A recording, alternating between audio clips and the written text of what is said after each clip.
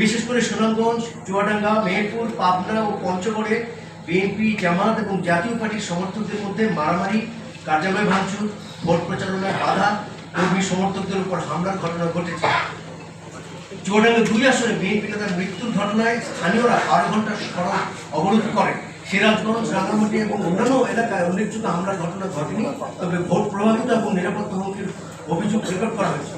সহিংসতার ধরনের মধ্যে রয়েছে আন্তর্দলীয় সংঘর্ষ, শারীরিক হামলা, নির্বাচনী প্রচারণায় বাধা ও হুমকি, ভয়ভীতি প্রদর্শন, পোস্টার ফেস্টুন ছিঁড়ে ফেলা, ভোটের দিনের সহিংসতা। দেশের অধিকাংশ কেন্দ্রে শান্তিপূর্ণ এবং স্বাভাবিকভাবে ভোট গ্রহণ সম্পন্ন হয়েছে, তবে কিছু ক্ষেত্রে কেন্দ্রে নির্বাচনী সহিংসতার ঘটনা ঘটেছে। বিশেষ করে বিএনপি এবং জামাতের কর্মী সমর্থকদের মধ্যে ধাক্কাধাক্কি, হাতাহাতি, কেন্দ্রের বাইরে সংঘর্ষের ঘটনা ঘটেছে। এর ফলে খুলনা 2 আসনের একটি কেন্দ্রে 1 জন ভোটার মারা গেছেন এবং মেহেরপুর 2 কেন্দ্রে অন্তত 15 জন ভোটার আহত হয়েছে। ভোলা 1 এবং অন্যান্য ভোলা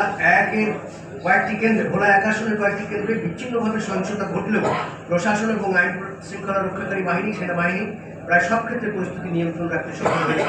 ভোট গ্রহণের প্রক্রিয়া স্বচ্ছভাবে সম্পন্ন হয়েছে, যদিও কিছু কেন্দ্রে ভোটারদের কেন্দ্রে প্রবেশ বা কিছু নির্বাচনী এলাকায় ভোটারদের কেন্দ্রে প্রবেশ বা প্রার্থীর সমর্থকগণের মধ্যে উত্তেজনা লক্ষ্য করা গেছে। সার্বিকভাবে ভোটের দিন সাধারণ জনগণের অংশগ্রহণ স্বাভাবিক ছিল এবং প্রশাসনের হস্তক্ষেপের ফলে অনেক ক্ষেত্রে সংঘর্ষ দ্রুত নিয়ন্ত্রণে আনা সম্ভব হয়েছে।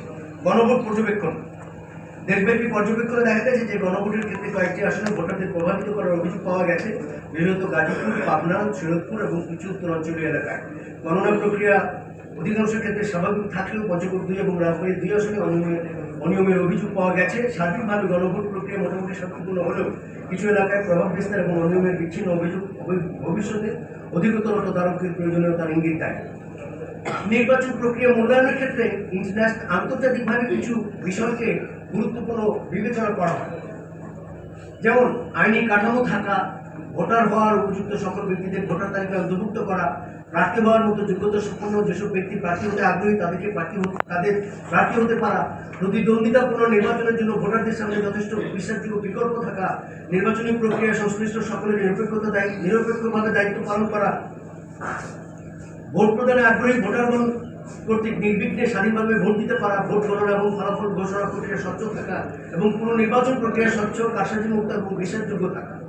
এই যে কয়েকটি বিষয় আন্তর্জাতিকভাবে একটি ভালো নির্বাচনের মূল্যায়নের জন্য মানদণ্ড, আমরা এই মানদণ্ডের আলোকে একটি মূল্যায়ন তুলে ধরছি। সঠিক আইনি কাঠামো থাকা, যে কোনো নির্বাচন সুষ্ঠু হওয়ার জন্য এর সঠিক আইনি কাঠামো